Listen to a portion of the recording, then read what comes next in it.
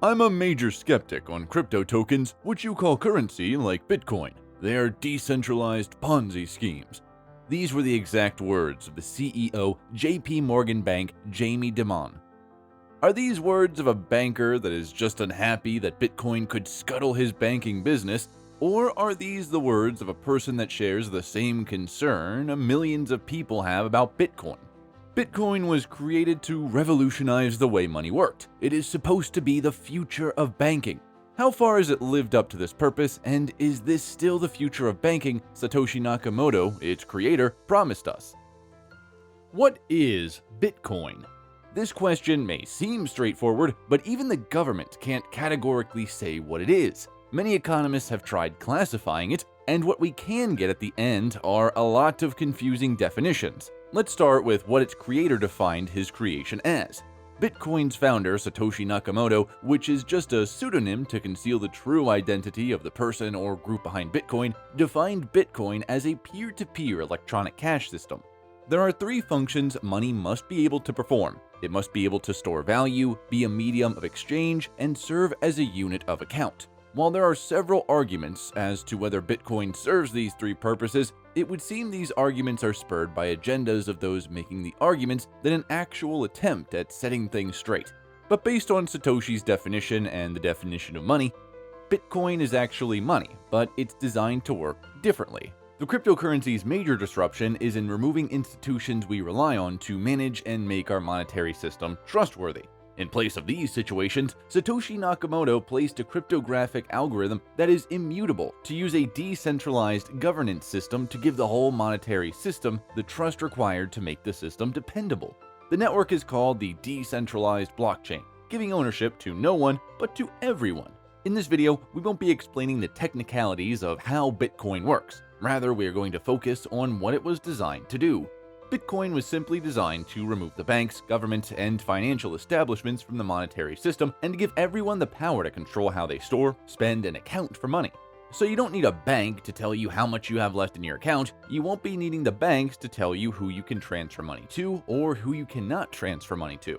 All these human interferences are removed. Well, that's what it's supposed to do, theoretically. Practically, Bitcoin has become a lot of things since creation. Bitcoin's root in an old revolution. Did you know that Bitcoin is actually the evolution of a revolution that started in the 1980s? The whole idea Bitcoin is based on did not start with Satoshi Nakamoto. It all started with a cryptographer named David Chaum. He published a paper in 1985 where he described the use of anonymous digital currency. His idea was to use encryption to protect all important aspects of life he believed the government could use to control society. In his words, security without identification, transaction systems to make Big Brother obsolete, was the aim. Satoshi, the creator of Bitcoin, had in his white paper published in 2008 describing what Bitcoin was and what it would do, encompassed the David Chaum's version of creating an encrypted transaction system that was 100% detached from the government. Satoshi Nakamoto was not alone. There were a handful of other crypto-anarchists like cypherpunks, people such as Nick Szabo, creator of BitGold, and Wei Dai, creator of B-Money. Unfortunately, all cryptographic money before Bitcoin failed. On the other hand, Bitcoin entered the scene at the perfect time. There was a global financial crisis so bad it pulled the whole world into recession. Reckless management by US banks was behind the crisis, and at the end, the banks got away with it thanks to help from the government. This was the 2008 and 2009 Great Recession. On the 3rd of January 2009, Bitcoin was online for the first time. The first block had been mined by its creator while the governments were deliberating how much bailout money they were going to give to the irresponsible banks. Bitcoin was practically worthless money months after its creation. It seemed it was bound to fail as its predecessors, but all this while, a young man was working on a project that would launch the cryptocurrency to heights never imagined. You can launch this channel to the moon by subscribing right now and clicking the like button. This is how we know you liked the video. The hijack of a revolution. In February 2011, 2 years after Bitcoin launched, but still struggling to find a real-world use, Ross Ulbricht would create a marketplace where Bitcoin was the medium of the exchange. He called this marketplace Silk Road. Silk Road proved the value of anonymity the cryptocurrency provided, because people were able to trade goods and services that were illegal without the fear of being identified through their banking activities. At the launch of Silk Road, Bitcoin was trading for just 30 cents. In 4 months, the cryptocurrency was trading for $31, though it would later crash to $5 by the end of the year.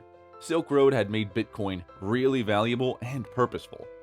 2 years later, when Ross Ulbricht was sentenced to life imprisonment for creating a marketplace that enabled money laundering, drug trafficking, and a slew of other crimes, he would say he only created a platform that gave people the freedom to make their own choices. This is the same ideology behind Bitcoin: freedom to do whatever you want, even if it means committing a crime. There was a loophole here to be exploited. This digital coin can be used without worrying about accountability. Bitcoin would go on to enable a myriad of scams and fraudulent schemes. The scams pour in. Several billions of dollars have been swindled and stolen through Bitcoin so far. In 2014, the biggest Bitcoin exchange of the time, Mt. Gox, got hacked, and 840,000 Bitcoins with a total value of $460 million were stolen in a hack on the exchange. There have been countless cases of exchanges going insolvent because the owners of the exchanges had to use the exchange to enrich themselves. The same problems Bitcoin was created to solve had come to plague Bitcoin itself. It has been a recurring problem, probably because this industry has not been appropriately regulated. It gets worse. Bitcoin has lost its identity. With the price of Bitcoin spiking and dipping ever so frequently and at very high rates, fraudulent schemes were always bound to come up.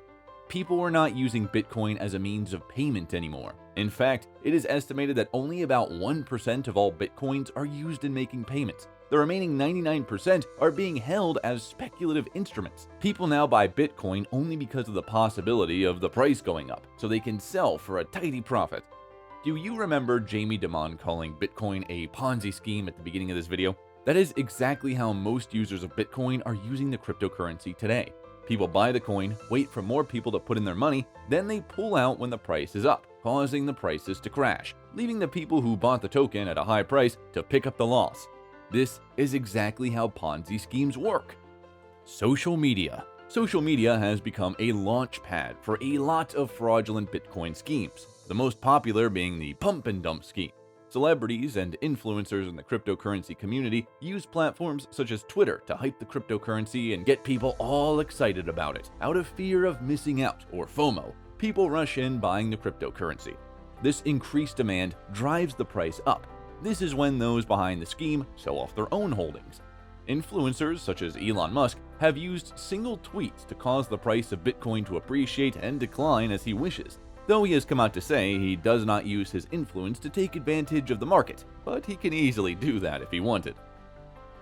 While it's true that Bitcoin is being used for all manner of nefarious schemes, we cannot say Bitcoin was created for this purpose. People will always exploit opportunities wherever they find them to make some quick money. Unfortunately, Bitcoin provides a lot of this opportunity. Right now, more serious steps are being taken to regulate Bitcoin and other cryptocurrencies. These regulations would take away a lot of Bitcoin's core characteristics, such as anonymity, independence from government control, peer-to-peer usage, would all be forfeited to enable the government to address a lot of criminality that the cryptocurrency is facing. Some people believe that someday soon, the whole market would burst and Bitcoin would go obsolete. Others believe we are just in the early days of a great future Bitcoin pioneered with its underlying blockchain technology. Share your thoughts in the comments below. Thanks for watching.